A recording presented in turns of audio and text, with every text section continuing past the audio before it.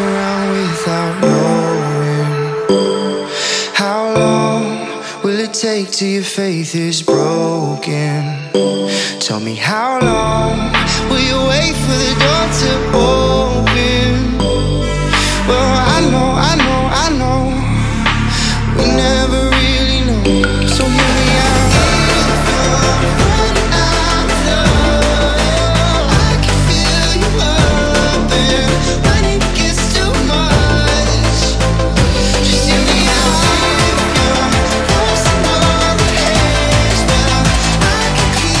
What is a typical day in the life of Jaime Rojas? Well, a typical day starts with fun.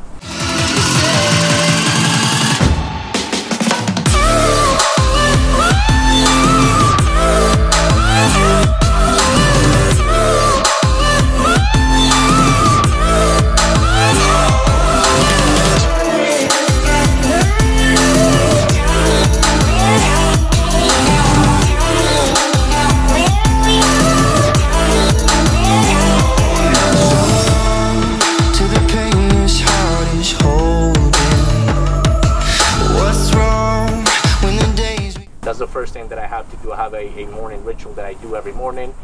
In the first hour, I wake up and I start, journaling. I start putting all the things that I'm grateful for.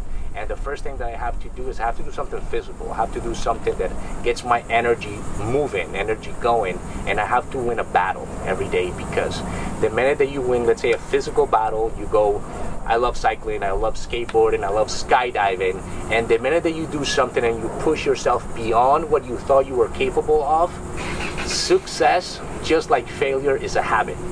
So most of us never develop the habit of winning, creating victories every morning, doing something that creates more meaning in our lives. So that's the first thing that I do. I start with my mornings by creating my day on paper, and then I go and have fun. Because if you're not having fun, if you don't have the energy, you have nothing to give. So have fun is the first thing, and then go and help people. Okay, who is Jaime Rojas and what does he do? I am a life coach, and one of the things that I do is I help people to identify the opportunities and the problems before it's too late. One of the things that I do is help people to close the gap from where they are to where they want to be. How do we connect the outdoors and the experience of having more meaning and more fulfillment? It's very simple. When we disconnect from nature, I think nature has an intelligence. Nature always knows what to do. There is an organism and that creates balance. And most of us in our lives are creating systems of thought that have zero balance, and that's what the challenge is, that we never connect with nature. And I think that there is a world that is the visible, which is the tree. But we sometimes have to look at the invisible world, which is the root. What is the root of our success? What is the root of our failure? What is the root of our challenges? So when we connect with this nature is always pointing north to our nature, to our water, to our air. When we connect to that water, when we connect to that air, then we start finding that peace. And then we create a balance. Nature always knows what to do. What are the specific things that extreme sports can help us with? Is very simple. I'll give you one. In skydiving, the first thing that you want to be able to do is know what to do.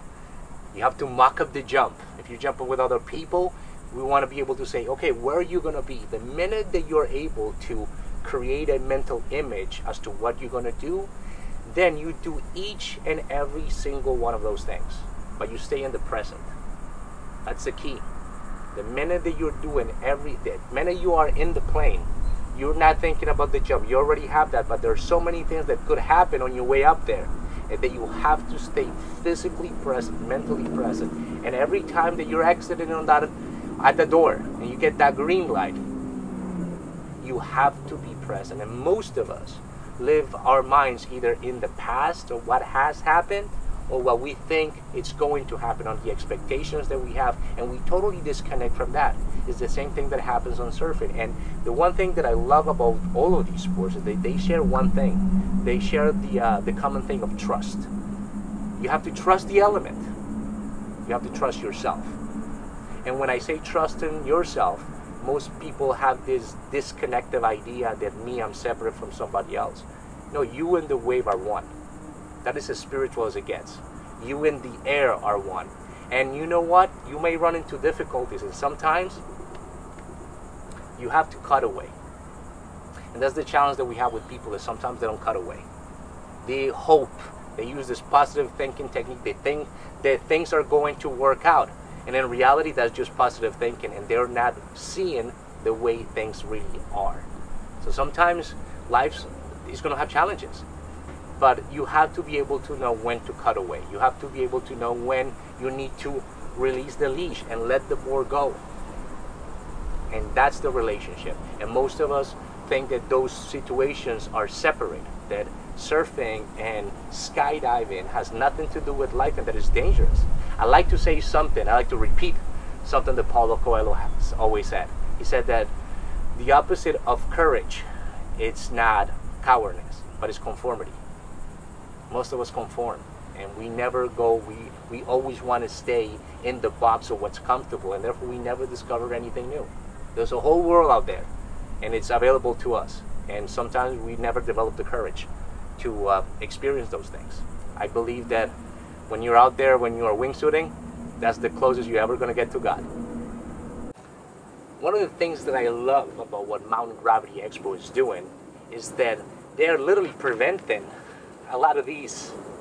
You see, when I started skydiving, the first thing that happened to me, I didn't know much about it, so I just went out and I just like wing it.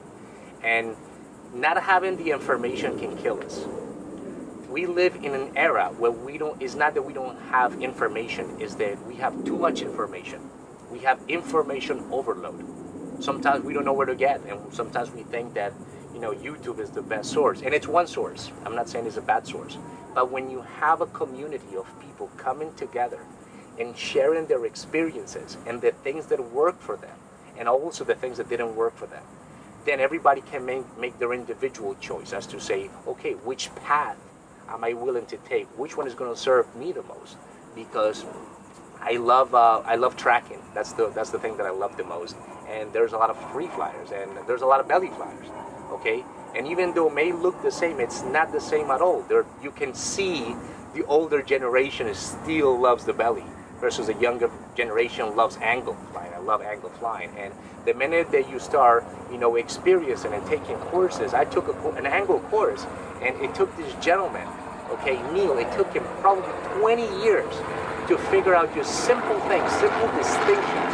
And those are the distinctions that are going to be different between life and death. Not having those things, you don't have to reinvent the wheel. So having this community, this expo, sharing all this knowledge, okay, I think it's going to make a big difference in all the generations to come.